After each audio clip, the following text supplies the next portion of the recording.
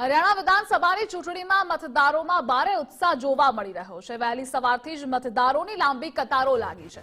સવારે 9 વાગ્યા સુધીમાં સમગ્ર રાજ્યની 90 બેઠક પર સરેરાશ 9.53% મતદાન નોંધાયું છે, જેમાં અંબાલામાં 11.87%, ભિવાનીમાં 9.72%, ચરખી દાદરીમાં 9.8% અને ફરીદાબાદમાં 8.82% મતદાન નોંધાયું છે।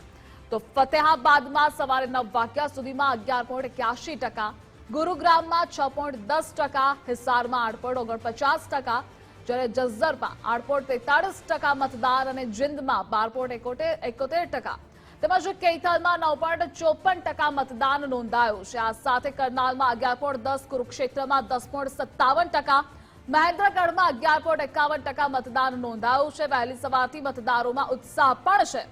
તો બીજી તરફ રોહતકમાં 10.76%, સિરસામાં 9.87%, અનેક દિગ્ગજો સહિત 1031 ઉમેદવારોનું ભાવિ આજે ઈવીએમમાં કેદ થશે।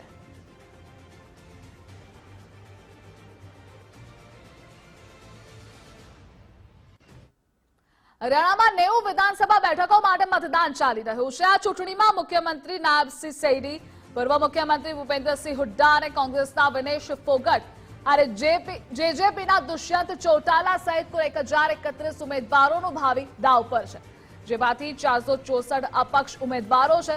આ ચૂંટણીમાં 2 કરોડથી વધુ મતદારો મતદાન કરી રહ્યા છે। સત્તાધારી ભાજપ રાજ્યમાં જીતની હેટ્રિક ફરકાવવાની આશા રાખી રહ્યું છે, જ્યારે કોંગ્રેસ એક દાયકા પછી પુનરાગમન કરવાની આશા રાખે છે।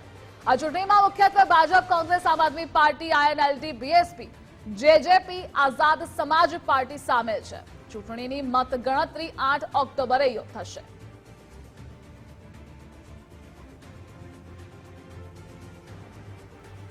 અને આજ મુદ્દે ન્યૂઝ વોરૂમથી વિજય દેસાઈ સંવાદદાતા જોડાયેલા છે। વિજય, હરિયાણામાં ગરમાગરમીનો માહોલ છે। દરેક રાજકીય પક્ષે છેલ્લી ઘડી સુધી એડી ચોટીનું જોર પણ લગાવ્યું હતું પ્રચારમાં। આજે મતદાન થઈ રહ્યું છે। અત્યાર સુધીમાં કેટલા ટકા મતદાન થયું?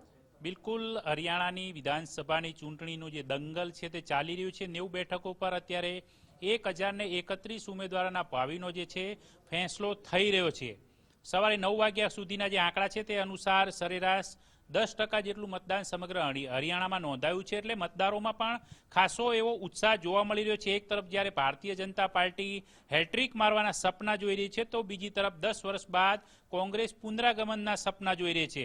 જોકે ચૂંટણી પ્રચાર દરમિયાન છે તમામ રાજકીય પક્ષો વચ્ચે ભારે ગરમાગરમી જોવા મળી હતી, પરંતુ આ વખતનો હરિયાણાનો ચૂંટણીનો જંગ છે આખરે કોઈ પક્ષ તરફી પલડું ભારે હોય તે પ્રકારનો માહોલ જોવા મળી રહ્યો છે। પરંતુ અન્ય દાવાઓ પણ થઈ રહ્યા છે કે ઇનેલો, આમ આદમી પાર્ટી, જેજેપી, બસપા સહિતની જે અન્ય પાર્ટીઓ છે તે પણ મેદાનમાં છે। એટલે કે અપક્ષો પણ 434 જેટલા આ ચૂંટણીમાં ઝંપલાવી રહ્યા છે, તો એ પણ ક્યાંક મેદાન મારી જાય તેવી પરિસ્થિતિનું નિર્માણ થયેલું છે।